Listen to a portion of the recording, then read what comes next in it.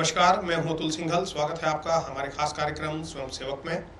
दोस्तों, आज के इस कार्यक्रम में हमारे साथ हैं राष्ट्रीय स्वयंसेवक संघ के वरिष्ठ प्रचारक श्री लक्ष्मी नारायण भाला जी।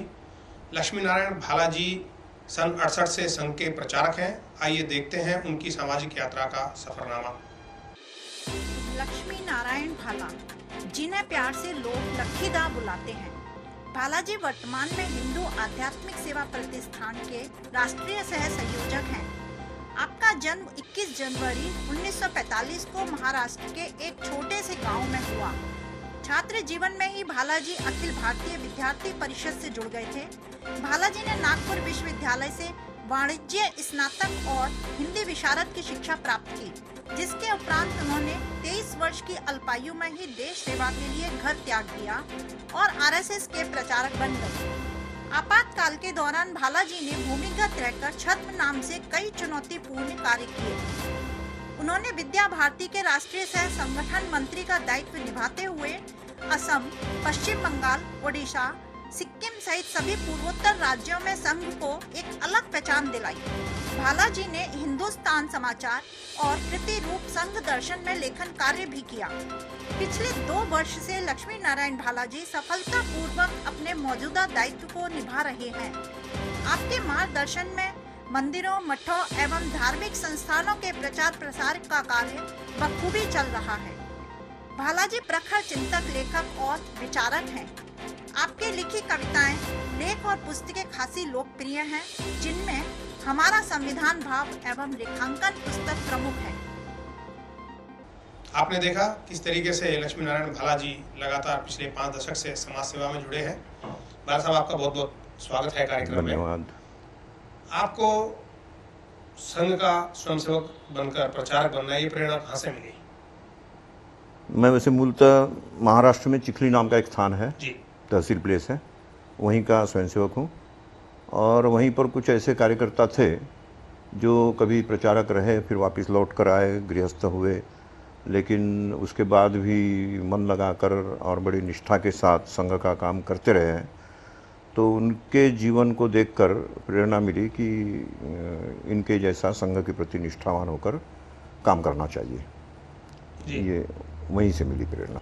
भाला जी, एक लंबा सफर होता है, 5 दशक तक आपने 52 साल आपको हो गए हैं समाज सेवा में। आपातकाल में आप नाम बदलकर भूमिगत रहे, कैसे अनुभव थे आपको उस वक्त? उस समय के बड़े रोमांचक अनुभव थे।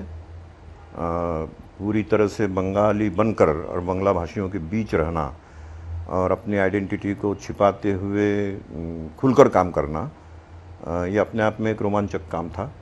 और उस समय हमने एक वंदे मातरम शतवर्ष पूर्ति उत्सव समिति, इस प्रकार समिति का गठन किया था। वंदे मातरम को लेकर 100 वर्ष पूरे हो चुके थे उसी के आयोजन में। और वहाँ के उस समय के शंकर प्रसाद मित्र जो चीफ जस्टिस थे, वो उसके अध्यक्ष थे। मैं संगठन मंत्री के नाते घूमता था। मेरा नाम उस समय अनिमेश गुप्ता रखा गया था। तो कहीं कभी ऐसा नहीं मौका आया कि लोगों ने शंका प्रकट की हो कि भाई आप तो बांग्ला भाषी नहीं हैं, अनिमेश गुप्ता इस नाम से आप घूम रहे हैं। तो कहीं ऐसी कोई दिक्कत नहीं आई। पूरी तरह से बांग्ला भाषियों के बीच बंगाली बनकर और खुलकर काम किया, मंचों पर बड़े बड़े लोगों को बुलाकर।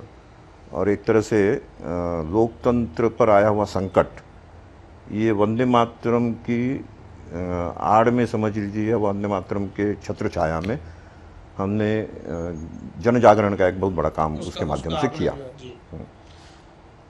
आपने जो है जैसे पूरे देश का भ्रमण किया है, विदेशों का भ्रमण भी किया है, अखिल भारतीय विद्यार्थी परिषद से आप जुड़े रहे, पूर्वोत्तर में आपने काफी काम किया। क्या आपका मानना है पूर्वोत्तर में, जैसे आपने एक लंबा समय बिताया, वहाँ के अनुभव कैसे रहे आपके? पूर्वोत्तर के अनुभव मैं ये कह सकता हूँ कि विद्या भारती के काम से जब मैं 13 वर्ष तक लगातार गुवाहाटी में रहा, संगठन मंत्री, हाँ, तो उस समय का अनुभव ये मेरे जीवन का स्वर्णिम काल में कह सकता हूँ। क्योंकि उस समय एक बड़ा चुनौतीपूर्ण ऐसा माहौल था। चारों तरफ उल्फा जो उग्रवादी संगठन है, वो असमिया अस्मिता के लिए हम लड़ रहे हैं ऐसा कहकर असमिया भाषियों को अपनी तरफ खींच रहे थे। और मैं असमिया भाषियों के बीच असमिया भाषी बनकर, वहाँ नाम नहीं बदलना पड़ा, लेकिन एकदम असमिया भाषियों के बीच रहकर और असमिया माध्यम के विद्यालय और असमिया संस्कृति से संस्कारित करना विद्यार्थियों को, तभी अस्मिता बचेगी। और भारत से कट कर ये अस्मिता बच नहीं सकती। इस भारत से बना भी रहना पड़ेगा भारत के साथ, और अपनी अस्मिता को भी बचाना होगा। इस प्रकार से जो सारा माहौल बनता था, तो उसका परिणाम ये होता था कि लोग कहते थे कि एक तरफ तो अस्मिता बचाने के लिए हाथ में बंदूक लेकर लोग घूम रहे हैं और दूसरी तरफ आप कलम लेकर घूम रहे हैं। तो मैं कहता था कि कलम ही जीतेगी, आखिर बंदूक नहीं जीतेगी। इस दौरान आपने कितनी भाषाएं सीखी? जैसे आपने बंगाली भी बोली, असमी में बोली, महाराष्ट्र से आप ताल्लुक रखते हैं। मराठी में तो मेरी कोई माध्यम मराठी, हाँ, मातृभाषा समझिए। नहीं, मातृभाषा तो वैसे मारवाड़ी है, घर में मारवाड़ी बोलते हैं। पढ़ाई लिखाई पूरी महाराष्ट्र में मराठी में हुई, इसलिए मराठी बहुत अच्छी तरह बोल लेता हूँ। जब मराठी बोलता हूँ तो कोई ये नहीं कह सकता कि मैं महाराष्ट्रीयन नहीं हूँ। और बंगाली बोलता हूँ तो ये वही भगवान की कृपा है। असमिया भाषियों के बीच भी खुलकर काम किया, असमिया भाषा में ही सब काम किया। दार्जिलिंग ज़िले में मैं लगातार 7 वर्ष तक जिला प्रचारक रहा, तो उसके कारण नेपाली सीखने का भी अवसर मिला। तो नेपालियों में भी नेपाली बनकर ही मैं घुमा हूँ और उसी प्रकार की वेशभूषा लेकर घुमा हूँ। वहाँ तो एक बार ऐसा बड़ा मज़ेदार अनुभव भी आया कि मैं एक चाय की दुकान पर नेपाली टोपी पहने, नेपाली वेशभूषा में बैठा चाय पी रहा था। उसी समय 2 नेपाली सज्जन आकर बैठे और आकर मेरी तरफ देखकर कहने लगे कि दाजू कहाँ बड़ा अनुभव हो, भाई साहब कहाँ से आए हैं आप? तो मैंने बताया जिस गांव से मैं आ रहा था पैदल, वो बताया। तो उन्होंने नहीं बोले अभी यहाँ से आए हैं, लेकिन वैसे कहाँ के रहने वाले हैं? तो मैंने कहा वैसे मैं दार्जिलिंग रहता हूँ। नहीं नहीं नहीं, वैसे अभी दार्जिलिंग रहते हैं, लेकिन वैसे कहाँ के रहने वाले हैं? ऐसे जो बार बार पूछ रहे हैं, तो मैं तो समझा कि अब इनसे छिपाने की कोई ज़रूरत नहीं है, बता देना चाहिए कि मैं महाराष्ट्र से हूँ। इसलिए मैंने कहा कि मैं तो महाराष्ट्र से हूँ। महाराष्ट्र हो ना, महाराष्ट्र बनने को नहीं ठाई तो नेपाल में सही ना, नेपाल में तो महाराष्ट्र नाम का कोई स्थान ही नहीं है। तब मुझे सुखद आश्चर्य हुआ कि ये मुझे एकदम नेपाल से आया हुआ नेपाली समझ रहे हैं। तो ऐसे सुखद अनुभव भी होते हैं कई बार।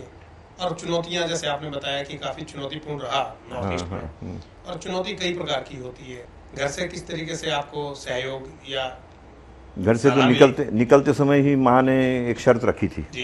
पहले तो आशीर्वाद नहीं दे रही थी कि मैं यहीं रहकर काम करूँ, बाहर जाकर करने की क्या ज़रूरत है। तो जब आधा घंटा लगा समझा बुझा कर तैयार हो गई माँ, तब एक शर्त रखी उन्होंने कि वर्ष में एक बार घर वो जरूर आना। अच्छा। और 5 वर्ष बाद वापस आ जाना। तो पहली बात तो मैंने हाँ भर दी, और दूसरे बारे में कहा कि इसके बारे में सोचूंगा। ठीक है। तो आशीर्वाद मिल गया और मैं फिर काम में आ गया। बंगाल में मुझे दायित्व दिया गया था। 5 वर्ष के करीब मेरे बड़े भाई साहब, वो भी तृतीय वर्ष शिक्षित, बड़े अच्छे कार्यकर्ता है, तो उनकी ससुराल है इंदौर में जी। वो इंदौर गए हुए थे। वहीं पर उनको जानकारी मिली कि पूजनीय गुरुजी जो अपने द्वितीय सरसंघ चालक थे, वो वहीं पर चिकित्सा के लिए आए हुए हैं वैद्य जी के यहाँ, राम नारायण शास्त्री। तो ये मिलने चले गए। हमारे पूरे परिवार को पूजनीय गुरुजी अच्छी तरह जानते थे। तो मिलने के बाद बातचीत हुई, और फिर भाई साहब ने सहज रूप से कह दिया कि लक्ष्मी नारायण प्रचारक के नाते गया हुआ है, बंगाल में है, तो 5 वर्ष का कह कर गया था, 5 वर्ष पूरे होने वाले हैं, तो उसको भेज दे तो अच्छा रहेगा। तो गुरुजी हंसने लगे। हंस कर कहते हैं कि अच्छा भैया मुझे ये बताओ पहले कि तुम लोगों के घर मेहमान आते हैं कि नहीं? तो भाई साहब ने कहा मेहमान तो आते हैं, कौन सी बड़ी बात है। तो मेहमान आते हैं तो उनको खाना वाना खिलाते हो कि नहीं? तो हाँ, खाना भी खिलाते हैं। तो जब खाना खिलाते हो तो रोटियां गिनते हो क्या? तो भाई साहब ने कहा कि क्यों रोटियां क्यों गिनेंगे, तो जितना खाना चाहे खाए। तो फिर हम भी प्रचारक के दिन क्यों गिनेंगे? वो जितने दिन काम करना चाहे करे, जब वो कहेगा कि मैं लौटना चाहता हूँ उसको लौटा देंगे, स्वतंत्र है, हम तो गिनते नहीं। तो ये बात भाई साहब ने मुझे पत्र में पूरी लिख कर भेजी कि मैं गुरुजी से मिला और गुरुजी ने ऐसा ऐसा जवाब दिया। मैं बड़ा खुश हुआ।